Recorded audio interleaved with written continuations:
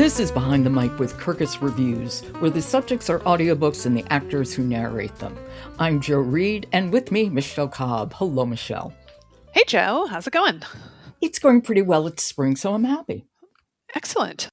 Well, I don't mean to bring you down, but my theme is a little less than happy this week.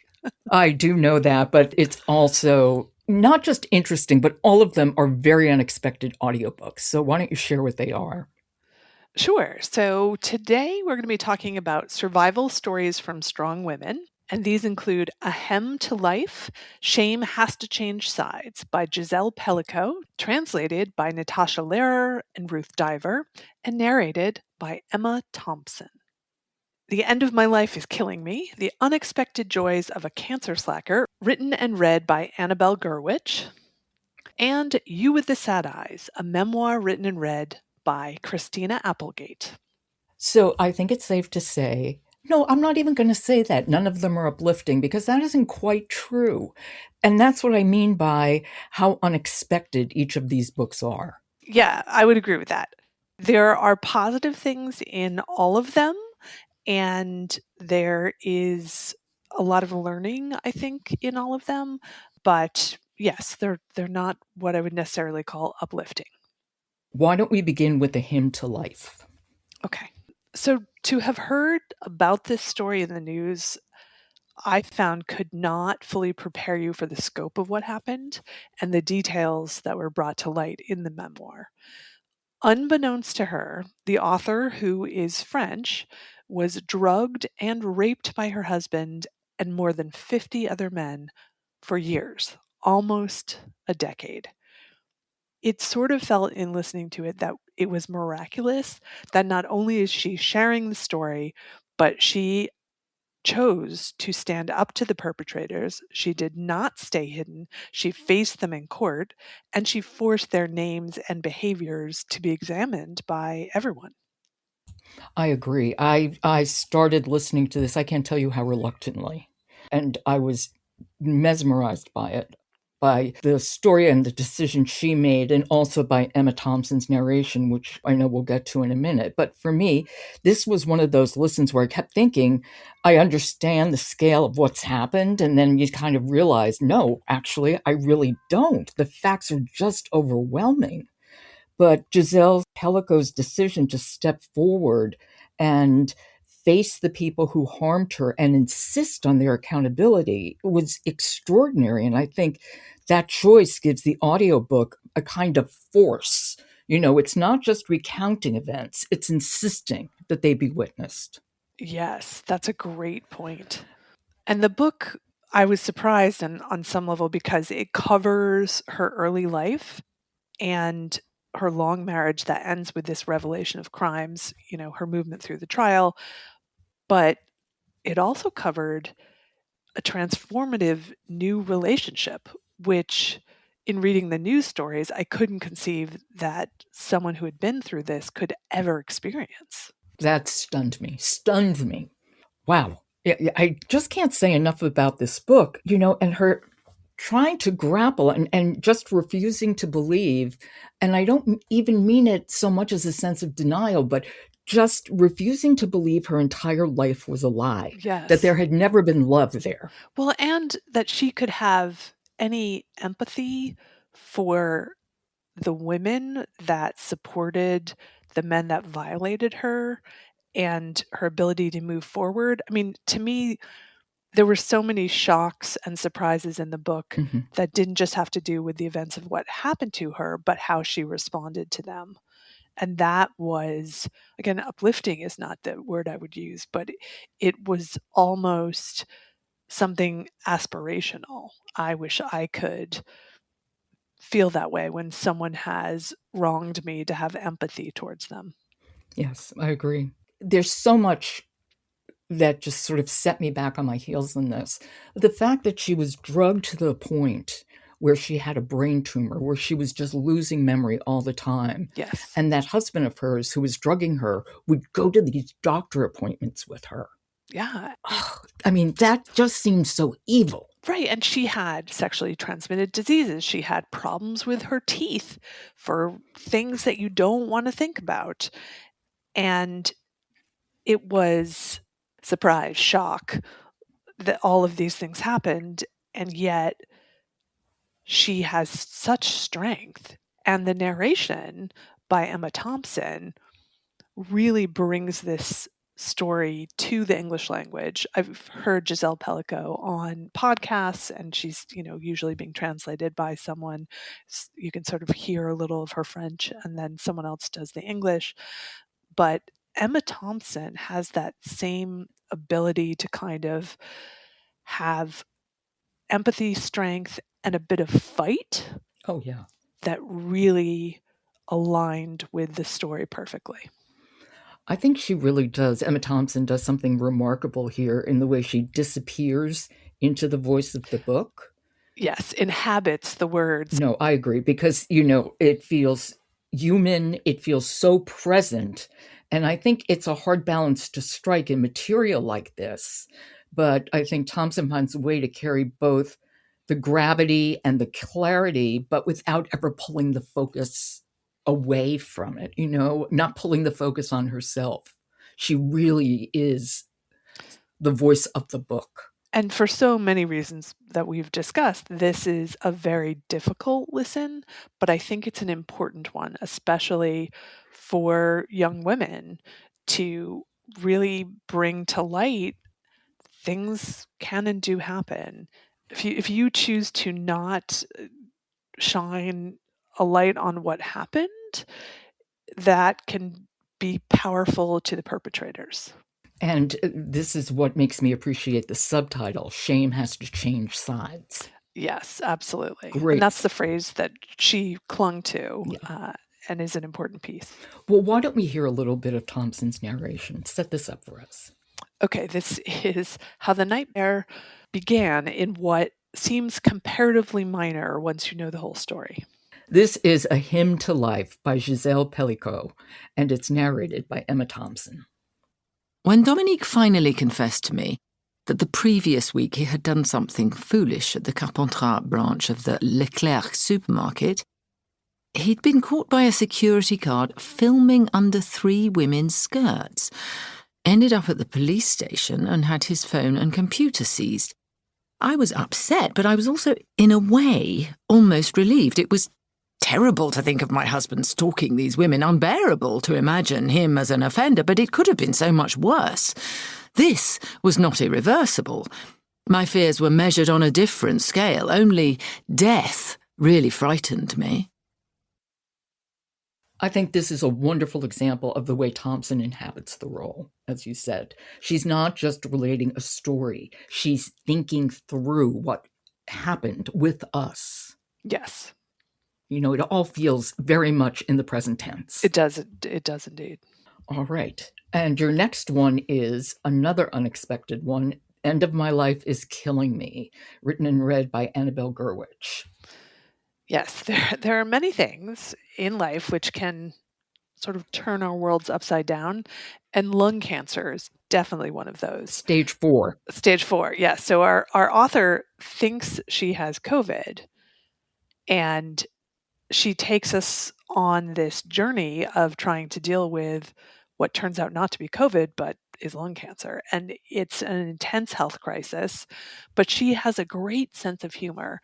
And on top of this diagnosis, she's getting divorced. And here's where all the survival things come into play. So everything bad is happening to her. And she is not holding back on that. She's explaining the challenges and triumphs of her treatment. And it's not what we would think. You think cancer, you think radiation and chemo, but she goes for gene therapy, which has different side effects. And she does not step back from talking about those. So anyone want to talk about dry vagina? This author is going to do that. Or diarrhea. Yeah. Oh, yeah. Yeah. Another book I was really reluctant to begin, and I just loved it. It was joyous in an odd way. It has good cheer, and yet it's so very honest, and it's very real about money and about insurance and just about the sheer weirdness of what her life becomes. So it doesn't feel like a cancer memoir. It kind of feels, again, so present, somebody narrating their way through chaos in real time. Right, because she's experiencing so much change and looking for ways to deal with all of this. So one of the things I liked about her was that she said, "Hey, I'm not going to say no to stuff. I'm going to try new things. I'm going to travel." She went on tour with her boyfriend's heavy metal band, and Mm-hmm.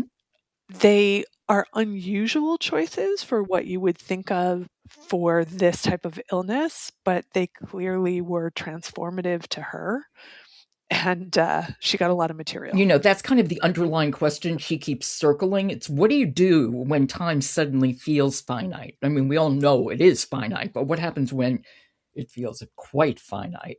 And I don't think her answers are necessarily grand. I mean, they're very messy and sometimes hilarious and impulsive, but that's the thing about what makes this book so engaging. It's not about making the right choice. It's about making a choice when you still can make a choice. Life is messy.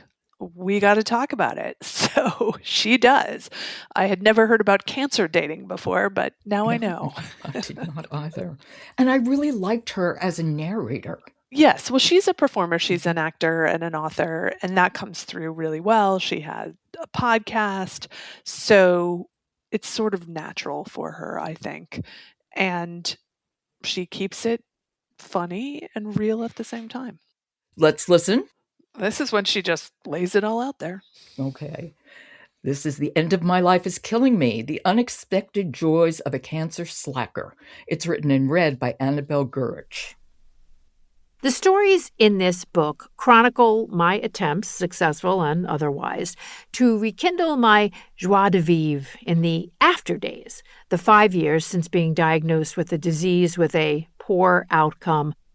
That's medical establishment speak for an incurable malady, which is a euphemism for a terminal illness, which is a nicer way of saying no one gets out of here alive. A cure for what I have will be found, but will that happen in time for me? Fingers crossed.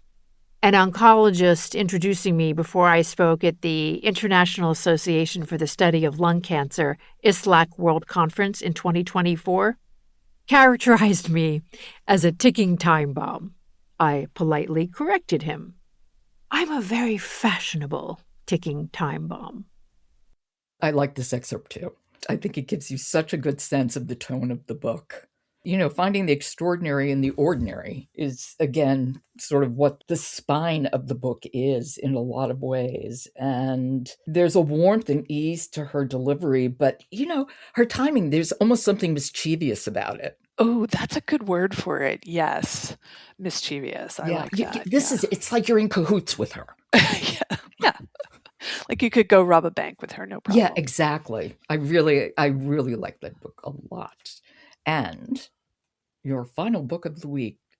You with the Sad Eyes, a memoir written and read by Christina Applegate. So here's someone you cannot help but feel for her. She's ripping back the veil, sharing her life. It didn't start in an easy place, and it's clearly not ending in one either. So with her father mostly out of the picture, things were pretty dark when she was abused by her stepfather, and her mother actually slipped into drug addiction. And both mother and daughter were trying to act to survive, and we know that Christina was ultimately more successful, which is a lot of pressure for a kid. So many celebrity biographies do dip into that kind of self-help territory and have a lot of gratitude in them. And this one I found was very different. And that's what I really liked about it, because it stayed firmly rooted in anger, and with good reason. So internally, she struggled with her image, her body, her demons. And she really does have a right to be pissed off, because after recovering from cancer, multiple sclerosis has robbed her of her acting career and, more importantly, the ability to live life without feeling constant pain and really struggling. So she gives us these touch points along the way with her journal. She's actually reading little snippets from her journal, and that adds a really strong emotional layer to it. And of course, she's talking about the work she's done and the stars she's interacted with, but in a way that felt more natural. So she had a crush on Johnny Depp just like It's I did at one amazing. point, you know. And I didn't know that much about her as a person because she played certain roles. You know, you think certain things based on the roles people play. And really, it was the roles that she's most famous for that she probably liked the least. She was attracted to these roles that are complex, and she's very good at leaning into the mean. And after listening to her story, I really understand why these sharper roles spoke to her, and they track perfectly with who she appears to be as a human. So I will constantly think of her as that mean girl sister of Rachel on Friends. And that sense of attitude, that sense of kind of digging deep into the sarcasm, that all comes through in the book. What hit me first was how unguarded I thought Christina Applegate was willing to be. This Yes, story doesn't smooth anything over. It really it does doesn't, not. as you Yeah. said. She leans into the anger and the unfairness of it all.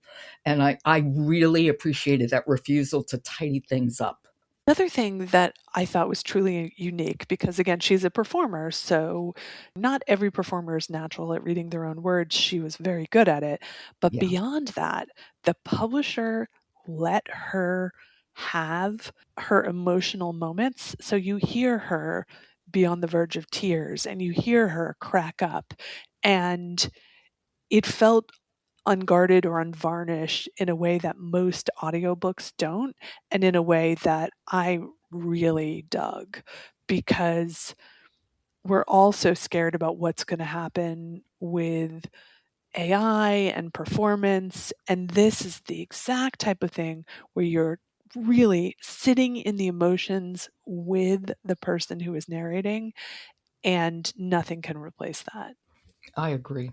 The imperfections, the emotion, the shifts in tone, for me, made this book feel so lived in and immediate. Yes. As did the use of her journals. I mean, it was like you're hearing her younger self in real time, which also adds a kind of emotional layering, looking back can't quite capture. Agreed. There was so much. Again, I didn't have an expectation of this title. It's like, oh, I know who she is. I've seen her in a few things.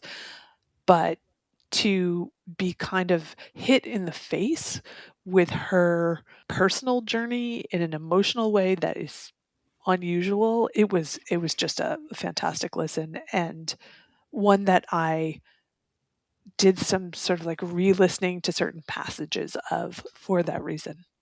I hear that completely. With everything that's gone on with her, there's this constant recalibration that has to happen. Yes. But what I came away with was it feels like a life that's still very much in motion, not one that's just being summed up.